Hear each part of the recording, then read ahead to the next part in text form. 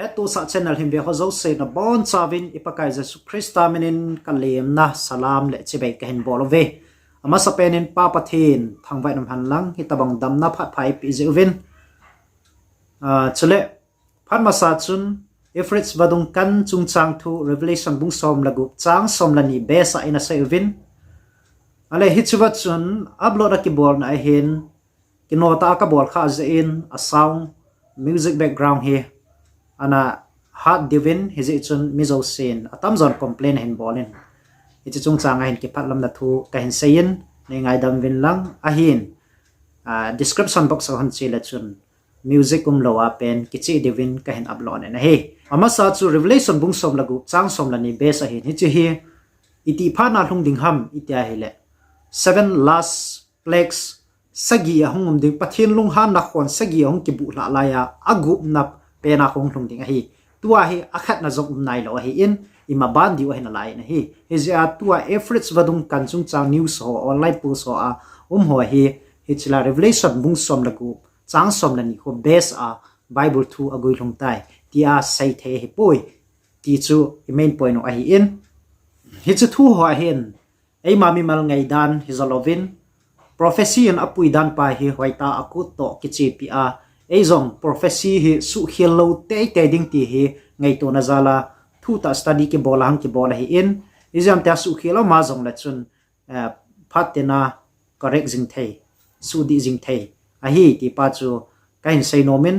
chule prophecy ki ti tinga la hen mi tam ta na he thim po in hichiwa thim gau thu a ki sei do ho pau chang ki mang ho le mun min ki mang ho zo se hi atam zo symbolic hi na hi mi tam ta in revelation a thu ki sei hoi symbol a hi lam ne ji lovit ata lampa he anabat ji wa hi le Israel ki sei jong Israel ta danin aum ji in Euphrates badung ki sei jong Euphrates badung ta danin aum ji in ama sai sei na wa jong chun tuipi tam ta chunga to sahim thu i seven hi che tuipi tam ta chuni pi sai na mitile revelation bung som la sagi chang som langa na a chu iwa na ile nang man tuipi tam ta na mu chu mitin pautang chitin namtin ho mi nam chum ho ki sai na me pi zo si ki sai na hi tia explain about long chu i seven hi ji a chu mun khana tuipi ati zenga hela tuipi chu ipi ham elo le leigo aku na hung podol lei sahim ti hovel elo le tui sahim tu ya ko na hung po do ti ho zo se hi interpretation hi hi na hi ji a chu ei man idei dei su to the hi lo ji a chu ke jong taw na puma hi cho zo se hi study ka bola hi in na ho jong angai dan elo la comment dan na hung thip deven pakai menen ka hin tim men he prophecy hi symbol hi dan le ko da nei dan ho neo chakhat example in ga sing cutting avat sa na dingin Israel kiti tinga le tua Palestina Israel ko asay na hita po in revelation na hin tua Israel kiti hi Jesu Christa ta san cha te zo se Christian ha ping tha ho zo se Israel tia bon che ya asay na hita na hi so le Babylon ati tinga hele la Babylon Iraq gama Babylon ana umpen su ki say he po in Babylon kiti chu ana chim hita na hi sot pe ana chim hita in BC khanglaya anachi mahitain hichi Babylon kiti hi Alexander the Great ni zo atun do gu na kitung do thai tal o hi Saddam Hussein zo atun do gu na atun do thai tal o hi ipizena mitela Bible hichi Babylon cho kitung do mo talo ding age ma ding a hi ti ana sai na pa a fulfill a koi ma chan hichi Babylon hi atun do thai tal o hi hichi a chu hichiwa Babylon chu ata la dinga hele Babylon chu thai talo ping do ki thai talo hi a hin tu la ya Babylon itia hele hagaw lam thu sai na hi in hi chu ho bung di lo ki sai na ki hilna di lo ki sai na hi Babel tila bablu aku na hung po do Babylon chu confusion ti na hi chu confusion doctrine chu amen pe na hung ki sai na hi a system pa as hi ji chun Babylon akiti tinga hele hagaw lama asay na hitain thagaw lama Babylon chu ipi ham itia hele how di lo ki hil na di lo ti na hi Babylon chu babala ko no po do hin bablu hi chu confusion ti na hin revelation chu hoi tai va na hele mun tam ta hin asay na hi Babylon achim tai ati hen ki hil na di lo ahung chim la ding thu hi ana say na hi tuipi tam ta akiti tinga hele mi pi tam ta ki say na hi in Jesus ay man is say thu jing heloven Bible in zong revelation bung som le sagi chang som langa na chun nang man tui pi tam ta na mu chu mi pi tam ta chetin nam tin pau tang he tia ase hi in hi cho ta banga chu ke hol le le hin aku chu nunga thing akiti tingal hobung thing hobung di sai na hi in no ti nu akiti ai la hobung di lo ki sai na hi in ki akiti tingal lengam ki sai na hi in hi Old Testament a picture imu the chu ipi ham itile Old Testament a chun Euphrates vadung imovin Babylon imovin chule Cyrus imovin a hi Revelation a chun Euphrates vadung imovin hi chi Euphrates vadung chun mi pi tam ta ho chetin nam tin pau tang ho asai na hi in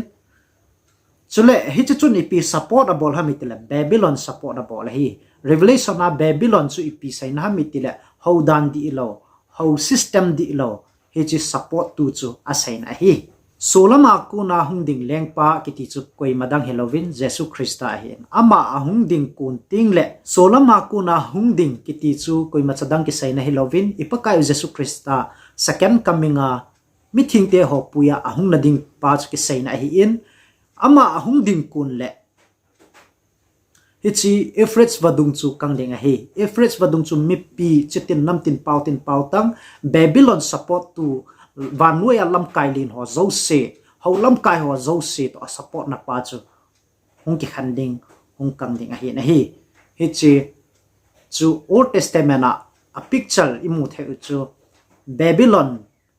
copy min thang ta chu ipin support a bol hamitile a copy lai lunga lunglu Euphrates vadung chun support a bol hi in economically halang imazo se a amahodinga ani acha akon now asuma beikon now amahodinga akingap now a support to Babylon a hin thena a reason khat lein pen chu Euphrates vadung chu a hin hi chule hi chi Babylon akila thaina ding le Babylon achim thaina dinga chu solama ku na lengpa hunglu dinga hin hi chi lengpa chu ko hamitla Cyrus so hin Cyrus lengpa ahung lut na dinga chu Euphrates vadung chu akana ngai na hi a chu tilo le ahung na ding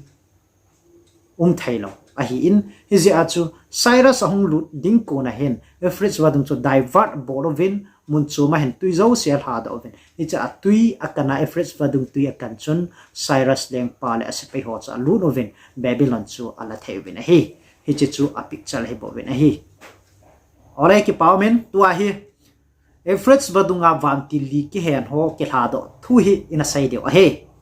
Revelation bungge bungko hin ipi samitila sumkon sagi kimut ging ho ase hi in sumkon sagi kimut ging he aphat bi dungzuya history dungzuya hen aphat bi in hitabang chun ahong kimut na he akhat na ani na athum na anga na chan achi zo ta in anga na chu iti a ki chai hitam itile 1790 chun anaki chai ta na he sumkon anga na agin na chu anaki chai ta in agup na chu 1790 zo apat chun ahung ki panen hi chawa kun chun tu chan hin agup na pa hi achi jing na lai na he asagi na achi tinga hi le pakai Jesus Christa ahung na sin chu hidinga hitai pakai Jesus Christa hongding probation ki close ding ama wana ko na hobu thinga ko na ahung ki pat do mi thing te puya ahung na ding pa chu hi chi pha chu sumkon sagi hong ki mu na khom ding hin tua hi agup na pha na hi ven hi ko chang som la lina ka hin sim ding a he khat chun sumkon choya Vantil gup na za chun Euphrates luipi a Vantil li ki hen ho chu hlan ati hi chun mi hem hop thuma hop khat that dinga anidan anikho alha akum phasadema ki gopi Vantil li ho chu kilhadoh ta ven he Vantil kilhadoh thu ase na he hichi Euphrates vadunga ku na kilhadoh Vantil ho hi Vantil ta ham kasai ma bonga chu Revelation at thu ki sai ho hi atam zo symbolic hi ti pa hi anamel chi jigwillam hi chuwa Vantil ki sai zong hi symbolic a hi na hi Vantil li ta chu kilhadoh a amaho chun gala hin bol diu ti na hi pu in hichi Vantil li ho hin satan na to thil bol thei na amison zo asai na zo a hi na hi Vantil li ki hen kilhadoh akiti ti nga hele satanen anato athil bol thei na ding pa zo a hi ki sai na hi line po so za chom in Euphrates vadunga Vantil li ki hen na ti in ku homleng lung gimnei ta ho hen kap da ovin hi cho jong chu na sata na hong viral na hi chule hi chu kiu chu Halloween Vantil ki hen ho kagin kisan gein zong Euphrates vadung pangla dung ho achun na satay na hong viralin ichi lei ko homa kunin ogin gimnei ta ho zong hi ahin Recently, a virus shocking video showed a location that made strange sounds. It was said that the location was on the Euphrates River. The sound came from under the ground that came out through a gap. People in the place believed that the voice was the voice of demons imprisoned so as to make a sound like asking for help. Try to hear his voice below.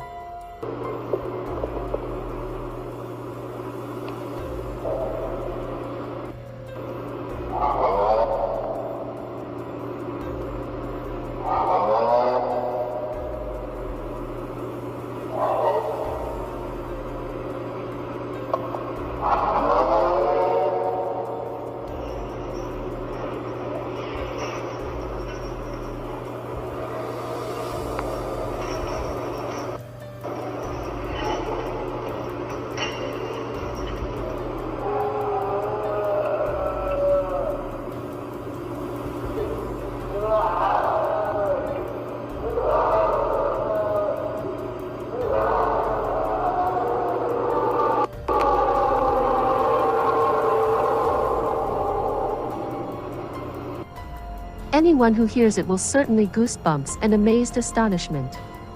Will the voice be the voice of the demons? So far, no one knows the truth. ahin la he diu chu ipihamitil satan hin til hi e ho ita san naw divert hina ding le ita san naw hi mun khatna e hei mang theina di vai satan in til zat zat kidang ta ta abola hi ti pa hi in he jik liu he revelation bung som la gup chang som la lin azong chen hi chi ho tabang hi til hal hagaw na to til bol theina hi mel chi na kidang dang bol ho hi ve ti na sei na hi ji chun mitam ta hin confuse ilhaw vin mitam ta hin ilung boinan inei vin hi ahin la bible hi phata ave cheta pathin hinga tausing hi i ho adinga thilpha pen ta cha hi Euphrates vadunga Vantil li kilhadoh akimu in chule bungsagi na 11 ki na hi le bungsagi chang khat na chu khat ve hin simin kate zo chun Vannoi leiset ningli a Vantil li ding Vannoi leiset chung le tui khanglen chunga chule thing chunga hui anun lo na dinga Vannoi leiset hui li tu tanga kamun a hi ichihin emu theu chui phem tela Vantil li ki mukinen revelation bung sagi na zon Vantil li amo chun hui leiset su seleding hui atu tangove akitin a hi ichi hui hi ne pi ki saina mitile hui hin gal boina ki saina hin a hi ichi Vantil li ho hi leiset su sidinga hi ready sa mo man saum a hi ven a hi pa sa hi ki gingjing saum chu ama ho hi ki tu ama ho hi atu tanga pang hi ve ipizia atu tanga pang hi am tile ama ho hin akil ha do le ama ho thunei na akipi pi ting le ha do dinga chu hita chu atu jingo a hi ama ho hi thanei na tua hi ki penai lo a hi ji owa chu ama ho hin a ha thailo a hi hi chu ni pi sai non ham itile satan hin leiset chunga hin boin anna sata in asim nomen leisi hin na satan asu nomen mi min khuzong na satan ala nomen ahin la hi chu boina hung ding ho na satan in abol ding ho chu pathin in aphal nai lo a hi chu va Vantil li imu ho revelation bung sagi to bung kwa imu ho hi Vantil phaham Vantil phalo ham abon chawa Vantil phalo satan angel satan ho satol le Vantil ho a hi ve ti hi in he di o he ahile Euphrates vadunga Vantil li ke hoi itikil hado ham ti hi anavia hitin Euphrates vadung kiti to Babylon kiti hi ki khan thailo hin a hi Vantil li ho hung kil hado na ding aphat hi akisayen hi chuwa hin bible achun hitin asai na hi revelation bung ko chang som langa na hin hitin akisune na hi hichun mihim hop thuma hop khat that dinga anidan anikho alha akum pha sadema ki gopi Vantil li ho chu akilhadoh ta be na hi hichuwa hin anidan anikho alha akum akiti na hi hichihin ni pi ki sain ham itile hichiwa aphat ki sai hi thildang heloven ipaka yu jesu krista mun thing chung nunga alu ni kho chu ahin sai na hi ani kho chu ani so ma hi en alha chu alha sagi tristri akiti en chule akum chu sang khat zagi som li la li 1844 kum chu ahi na hi hi chu kuma chun pakai Jesu Krista mun thing chung nunga alu nen wana hobua mun thing chung nunga alu ta na hi aman hi chu kuma pa na hi thutan na apat na hi tai wana hi ti hi in het divin ka dei sai na hi hi chi peng kul agu ma hung ki mu to kel hana hi satanin ipi a him bol hetam ipi chu hung kel hado hetam vantil li ho chu iti kel hado ham itia hele vantil kel hado ai ki ti te nga hele thanei na thunei na mission abol pa theu ti na hi ta na hi amhon pha nununga mission abol ole ipi ham amhon atumu abol do dio amul so dio chu ipi ham iti te nga hele revelation bung som lagu na hin threefold union thil ki pum khat thum hi imovin hi cha ki pum khat ho chu ipi ham itile dragon kam sunga kun hagau bu chule sahim kam sunga kun hagau bu chule thim gau hem kam sunga kun hagau bu am ho thum chun gal boarding a na sata aki gut kholna ane ahi ve hi chi sahim kama ko na hagau bu hung do chun christian hilo ho zo se satani nga pa na pathin ho lo ho zo se le ho di lo ho zo se cho sai na hi in abana sahim kama kun hagau bu ati chun Roman Catholic system zo se asai na hi in abana thim gaul hem ati hin thim gaul hem kama kun tile apostate protestantism asai na hin protestant di lo kihilna di lo babylon kihilna doctrine di lo ne ho zo se hi asai na hi hi chin hagau pomna ti chu hagau thil bor thaina pathina kun hilo satanin pathin bol dan tabanga abol mi bol thaina ape hi chil hagau bu akuna thil bol thaina na sata na pung ding a hi chule mi hi ma thi ting le a hagau a hing thei khat ho he thei khat a ume kiti pen he na sata hin pom dingu mi thi to zong mi thi lagau to zong kimu to thaina chan ge ya hi satanin thanei na a hin pi na lai ding a hi na hi chule hi chi thu pen hi idan ho na satanin adam la eve koma na thi ta ba loading a hi ati chu first sermon zo thu ke pat thu a sermon masapen anabol chu a hi jing na hi tu chanin hi chi a hen alor hing jingin mi hi ma thi ting le ama tabang a hing a chom be kha naw me ti pa hi sermon di lo idana ku na hung ki sai jing chu a hi ta na hi hi chu chu hi 1844 apana hi satanin na sata a avantil thum ho al hagau bu thum ho chu na sata a Vannoi leiset pumpi lo so dinga pan a hin la na pa chu a hita in chule hi chi ho zo si chun ki thu khoma Vannoi leiset pumpi a mi him te ho zo se hi satan langa pangdinga gut khol na le ki gut na pathin mi thing te ho sa dinga ki gut sa na process a hi na hi chi pen hi thanei na hung kilhadoh elo le satan Vantil li hung kilhadoh kiti pen so ahita na hi chule alang khana pathinin vantil thum anei kinin revelation bungsom la li na hi iwa na hi le vantil thum thupu akimu na hi chi vantil thum thupu jong hin itia pa na ahin phon pan tam tia 1844 la pa chun pathin thu ahin phon pan ta in chi pathin thu di ahin phon pan to kilhonin na sata in remnant church kiti chu phan nunga dinga ho bung di ahung kitun do ding dan ki sei revelation bung soma ki sei pen lekha buneu ahung ki hon do apat chun ahung ki panta na hi hi chu chun pathin mi te ho pathin mi chon pha ho chu pathin langa pong dingin ko na ahita na hi hi chu pen chu satan le pathin hin alang to gelin hi tabang chun na atongin akite na hi satanin zong a thai top so in hagau thu hil di lo ho hin mangcha le thil za chom mangcha in boina ho mangcha in na tongin alang khana pathin mi te tham cha ho chun na sata in pathin thu di mangcha in Vannoi leiset kor ning li a pathin thu hlang sap zo te te ding hin pan na satan alaki novin pathin to satan chu hitabang chun akido thu ta in zong thu in zong akido jing ta na hi hi chu vantil li ho chu akihen na kun kilhadoh a hi ven ale akil hen na akuna akilhadoh a hi wale am ho chu ipiti ki hen ham ipize akihenau ham ti hi gel kham se na hi kilhadoh masang wa chu ki hen a hi ven akihen chun ipia sein ham itile satan hin na sata in Vannoi leiset na hen ta san cha te ho suboi ding le Vannoi leiset hi suboi ding in na sata in na hin tong na hi history akuna ga mu the ho jong chu ipiham itile Roman Catholic in Christian ta san ho hi more than 50 million wal anatha hi chu iti phana na tha mitila da ngejes khang itiu 538 AD pa na 1790 chana mihem anatha do momo more than 50 million hi chule hi cha pha sung chun Bible thu di ho jong hin na sata in hal mangin na omin su mangin na omin mihim tradition ho jong hin na satan dop sang in omin Bible kiti chu mihim te kho na ding chu anake phal po na hi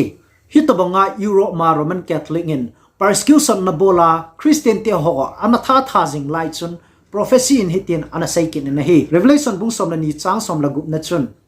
hi chun nu mai nu chu Vannoi leisin in anahu in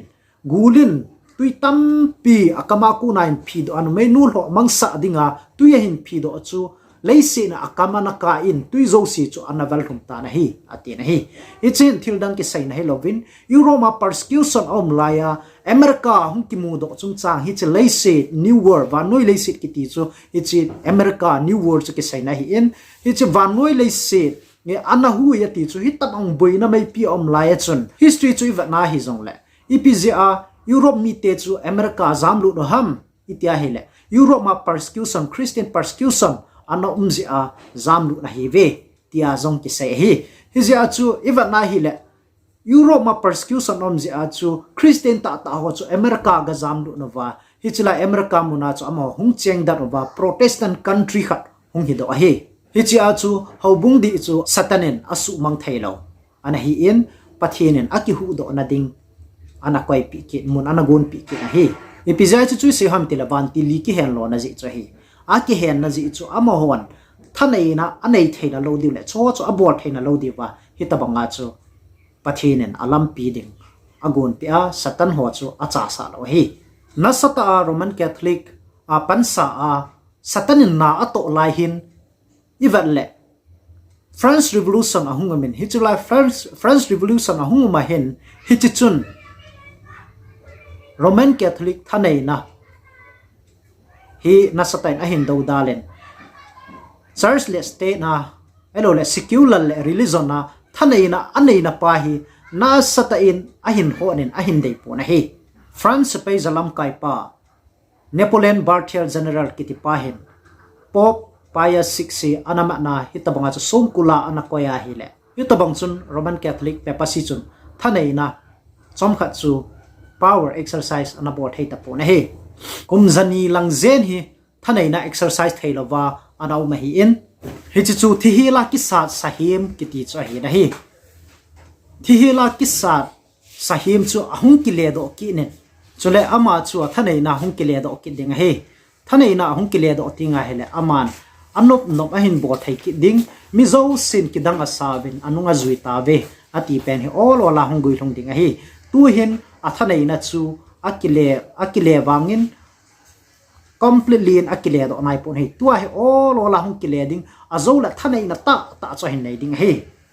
Vantil li kilhadoh kiti chun Vannoi leiset tu pha no nunga hi na hin to ding hlepha na sata hin to ding pathin mi te dowa na hin to ding chuting tala Vannoi leiset hi satan langa dinga ki pum khat na dinga to gun na sata hin neya pathin mi te them cha ho do na ding plan an neya ahin do zom jing pe ding le pathin thu na sata ahin do zom jing pe a doctrine di lo spiritism ti ho mangcha a mi him tam ta ahin pui khoma ahin pui mang ding hi che hi a hi pen na hi tua hi penkul agup na chu gingjing ham tila hinge a gingjing na lai na hi tu hi apha lai ta he le hi chi hi iti apan a ging pan ham itile 1798 kuma pat na chu hi chi agin na ke pan hita in khat ve bo se ki mu na agi nga ki chai jing ham no a hi pu na he hi chi sum kon gin hi chi penkul gin hi agin hi ha che ding a hi na hi aki abulti la sanga tua hi ha che ding a hi chu iti namu the ham satan na to dan hi iwa na hi le satan hi khat vei thua a tha ding jing a hi pu in all ola a tha a ha diu diwa hung ding a zona le na sata satan na to na ama jing ta zong kristalima hung do change ya chu hung ding a hi chu close of probation ki khat change ya hi satan hin na sata pathin mi tewa hi ai hla phla gun ding a hi kum som ni masang asa nga tua hi leiset ni belachun a condition hi hoi lo hi na hi na zong tam che hi in chula buina zong tam che gal thu thang cham tam che na sat na tam che hi in chule buina hi leisin hi mo na ke no jeng ti hi mu the na hi chule tua pa na kum som ni zo zong le tua sa nga ho che na lai ding a hi ling ki hot ho han lang natural calamities mun chim ho han lang le cyclone ho han lang ipi hi zong la i cho zo se ni sa dan hui nun dan ho zo se han lang dam thei na hi han lang ei ma chang ki ngai lu na hi han lang chu ting ta le pathin thu na sa lo na lam hi han lang i za kaya morality ho zo se ang tu asanga hung wor se ding hung kho che na lai ding a hi chu chun ipi avat sa ha mi te le hi chu pengkur ki mu hi agin hung ha che na lai ding a hi a zo na ting le satanin a hin boarding chu gal a hin boarding a hi na hi ti pum khat na hi an sim ding tua hi satanin amalanga dinga mi tam ta in ha ding chule pathinin zong amalanga dinga mi tam ta hi ako sing a hi ale anoya sakolimu ho chu thildang hilovin dragon ki saina ma hi in zoma zong leviathan a saina to ki banga hi in chule Isaiah bung som ni le sagina a sai leviathan hi chi gulpi to hun as a description hun ki banga hi hi ja chu hi chun ko ya kon muhammad le satan pa a saina a hi revelation bung ko chang som le ko na chun sakol ho chu akam sungu le amezu wa chu thanei na uma hi amezu chu gul he abangin alu omen hichia chu mi agim bolo a hi hichba he diu kha chu sakol ho chu isai ma bang chun thilha thanei na lagaw bu ho thanei na isai na hi na hi chu satan dragon isai na pau chun he ama athanei na chu huya mam tila ameya awmen a hi hichi ameya ki ti ting le mei hin zo ti na hi hichi am hoin zo a bolovin a zo vin thila bolovin azo ngan changwa thil hi ki chema hi ben hi Isaiah bungko chang som langa na hin na ve hoite upale za mi chu alu chang a hin thu zo sei thiem gau chu amei kung a hi ati ya amei ki ti ting le lies tell to lies amei chun zo ki zo ti na ya bible na sai hi chu ba amei hin zo vet sa na hi hiza chu ameya chu athanei na uma athanei na chu mi agim bola hi ati in hi chi amei ki ti hin zo a hi in revelation now chu ba na hi le ameya a si hop thuma hop khat akai hai ati in lucifer na to thil bol zova vantil hop thuma hop khat akai ha dan thu ho zo hi asai na hi chu wa hin amei ki ti ting la zo ki sai na hi tua thil ki bol zo se hi satan an bol se zo la na la thil a bol hep la na thungan chang a bol hi chu spiritism lagaw thu hil di lo pa hi na sata leiset ki sim tila pa na hin bol chu a hi na hi chulai mun an number ki pi ho hi symbolic ai ta chule mi hop thuma hop a tha ding ki ti chu amo hin chi su gan theina na sata a bol pa chule mi him ho chu tha gam na ding to ogun azwa ise ho natural calamities an lang na za chum hen lang ipi hi zong le Vannoi leisin buina hun sa mi him ho hi tha gam na ding hi to ogun amazing a hin la pathin ven bit na ho hi e ho chunga omjing na lain pathinin hi cho zo se i do zo theina di wa chu chule hi chi ho la akuna i hoi do theina di wa chu Vantil li ho ko ma chu ipi siam sukhana hi vin na su kha nai lo di a hi ke hon pathin mi ti ho chu achalowa melchi na mahul ka hin nam ka sevin na su kha nai lo di a hi tu lai hon sahim melchi na hi isai jingve a hin la pathin melchi na revelation bung sagi a ki sei to bung kwa ki sei pathin melchi na hung ki nam ma sading ti pa isai kha po na hi pathin melchi na hung ki nam ding chule pathin melchi na chang lo zo si chu sahi mer chi na chu automatically chang de hi jing ta ve na hi sei ngai lo wa